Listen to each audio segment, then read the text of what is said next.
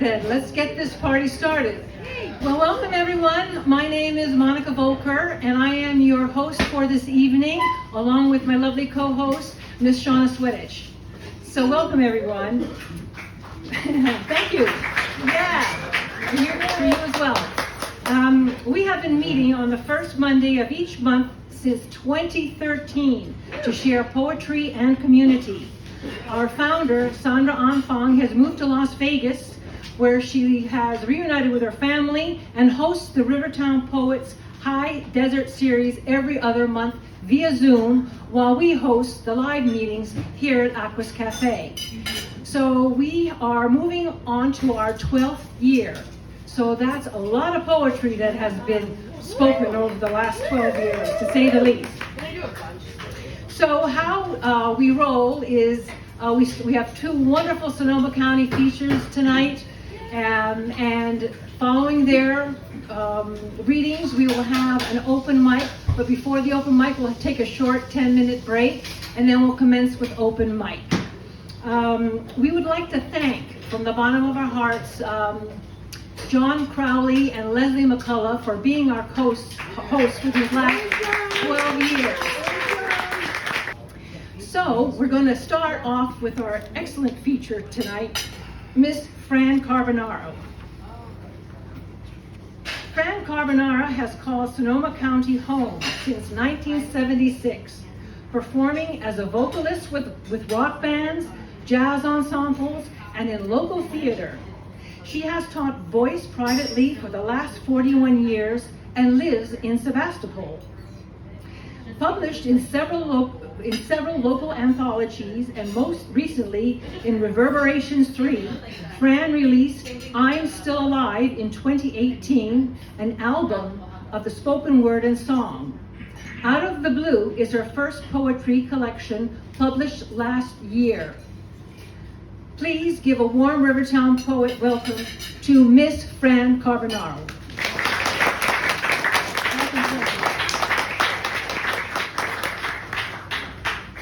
Thank you, Monica and Shauna. I hope that's not my phone. I'd also like to thank Matt Gonzalez and Tamsin Spencer Smith for inviting me into their Page Poet series and publishing me last year. I have books and the CDs here for purchase. And my reading tonight will be drawing from both the CD, spoken word, and the book, because some of the poems are on one or the other, or both. Full disclosure, I'm going to do a deep dive tonight, and I may piss some people off. That's all right. So I'm going to start with the antidote. This is in the absence of kindness. In the absence of kindness, take one deep breath and then let it go into the heat of confusion or an echoless emptiness where it may be swallowed up like a dove in a black hole. Listen as it coos gently in the dark. The next breath may disorient you. That's a good sign. Go ahead, lose your way, your point, your imitation of someone you don't even recognize now. You've made a U-turn, and like a boomerang struck by lightning, random acts of kindness now seem as natural as being breathed into self. That one who has forgiven any part of the whole that might have believed you were not enough.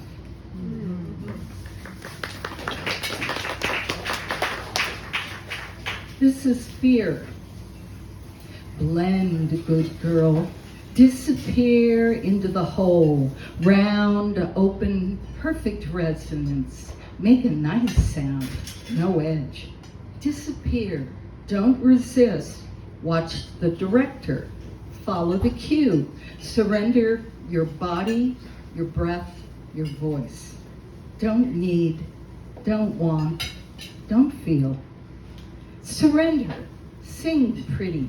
You know how to do this. It's old hat. It's easier than you think. so don't think. Just blend, disappear into the static. The white noise will keep you safe.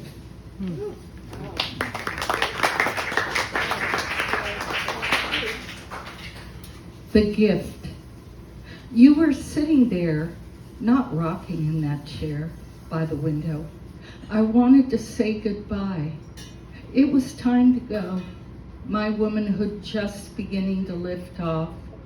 Smoke curling from the cigarette dangling between your bent fingers.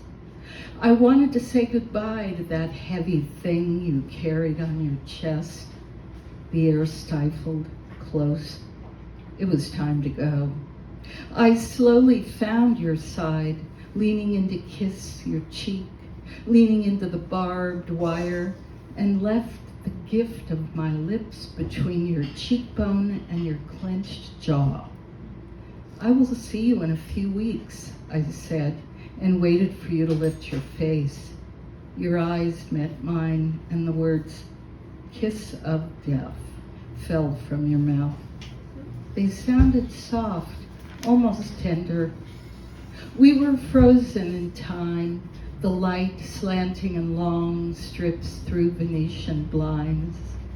It was just the two of us, a strip of dark, a line of light, a thin wire between us, the tightrope on which I walked to the door.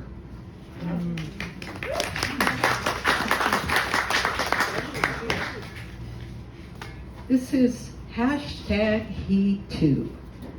Remembers how it started, recalls how far it went, mistook fear for fascination, overtaken by the scent of his own pounding flesh, so caught in the obsession, so sure she wants to know, once more shaken by the sight of a girl, of a woman, sought domination even then, saying, "It will be our secret," sensing rising trepidation, but she wants the door held open, so she'll comply, she'll be complicit, perhaps lose track of who did what and when. #He2 will count on her confusion, will twist the facts to suit his sin as she begins to lose her compass in the vortex of his spin.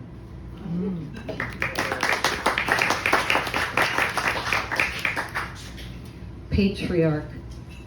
In the name of our Father, you proclaim the dark secrets of pride and possession, hoisting your weight like a vengeful pirate, protecting all the wrong things, while blaming those who, like you, merely thirst for a clear drink of kindness.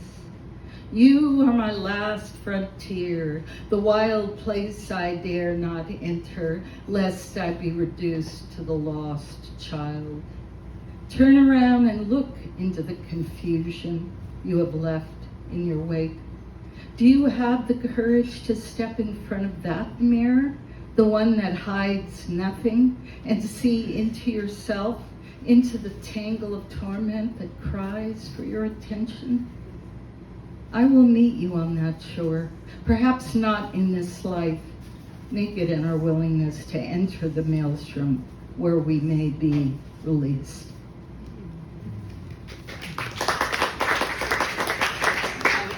This is 11th hour, which sometimes I like to play with shapes, but it sort of points the way forward.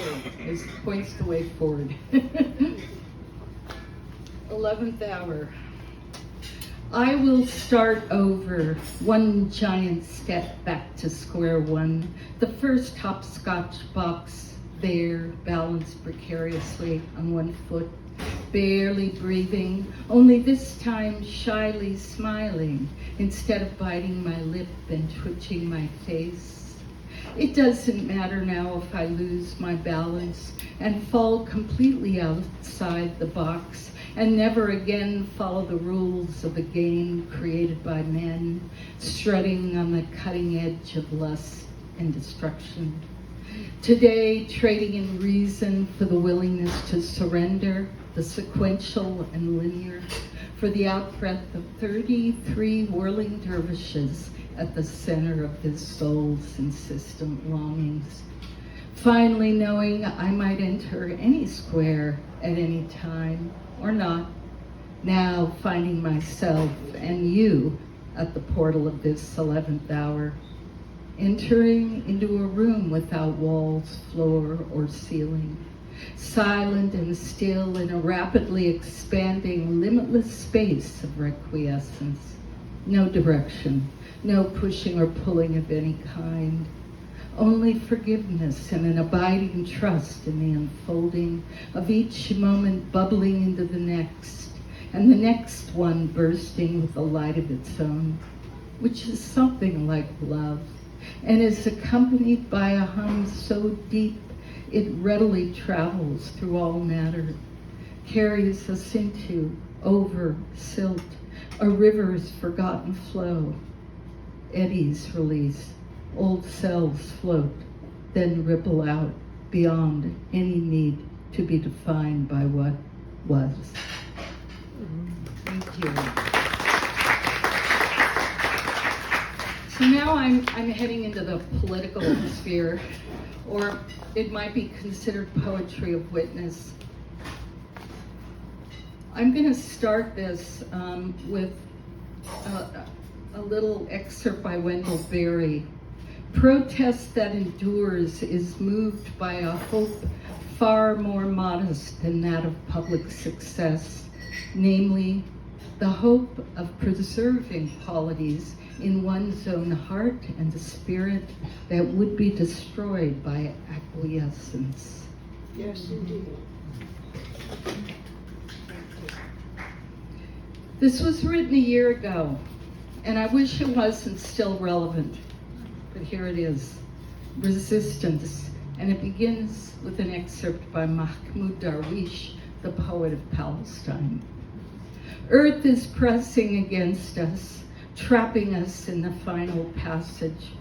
To pass through, we pull off our limbs. Earth is squeezing us. If only we were its wheat, we might die and yet live. Witness, an arm dangles from the top of a bombed building. A child screams as her leg is amputated. No anesthesia. She has lost every member of her family. She prays to be martyred. Witness resistance, the unwavering gaze of the grandmother, the decades of all she has seen, has endured, carved into her face, the strength of granite, her eyes blazing black pools. Witness the strength of men without machinery, pulling rubble apart with bare hands, peering, praying for life in tombs of death, hushing all present for any sound of life, praising Allah with their cries when it is heard. Witness resistance, doctors, nurses, surgeons ceaselessly working with few supplies to care for the wounded, for those in unspeakable pain, ambulance drivers, aid workers, journalists, risking, losing their lives for Palestine. Witness, entire families gone, bloodlines lost forever.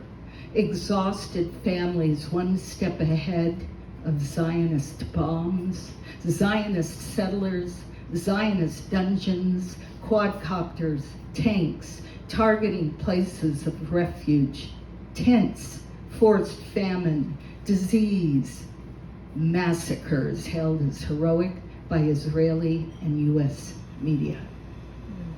Witness, don't turn away. Witness resistance, then turn toward the work of exposing, ending the myth of Israeli supremacy and the depth of U.S. complicity in this bloody genocide, this brutal occupation.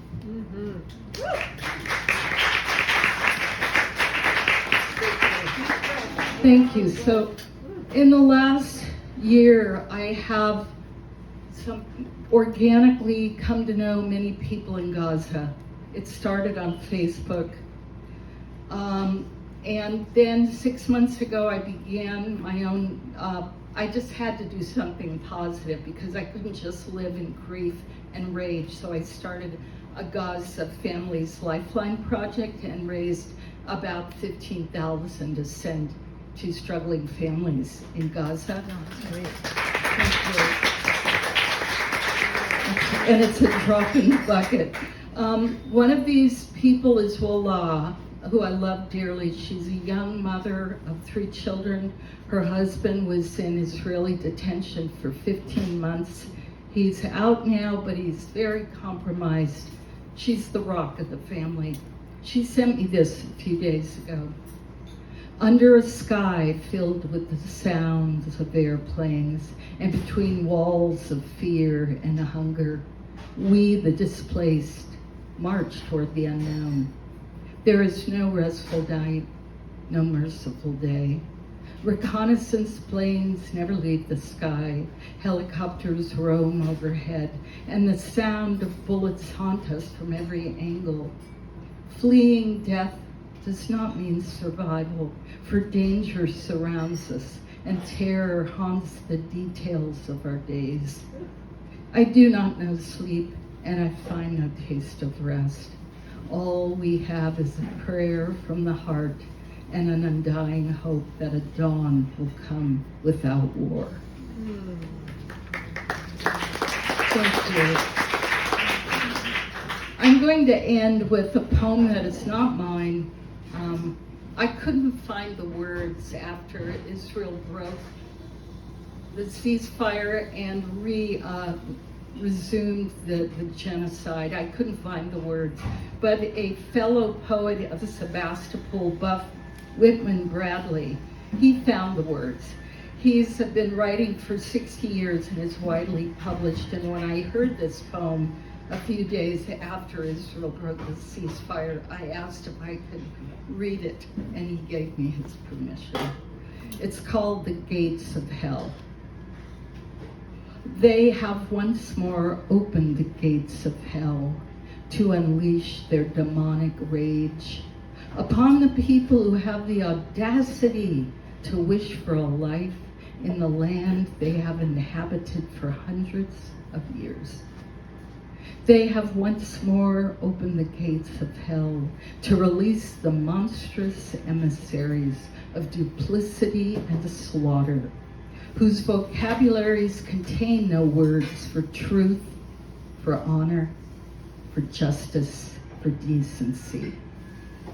They have once more opened the gates of hell to send forth young men and women with their titanium spines, their metallic grins, their white phosphorus nightmares as satanic avengers against those who dare to dream of residing peacefully among the olive trees of their ancestors. They have once more opened the gates of hell in their own minds, in their own hearts, in their own souls, in their own lives, and will come to realize that those gates, once open, do not close. Love of Fran.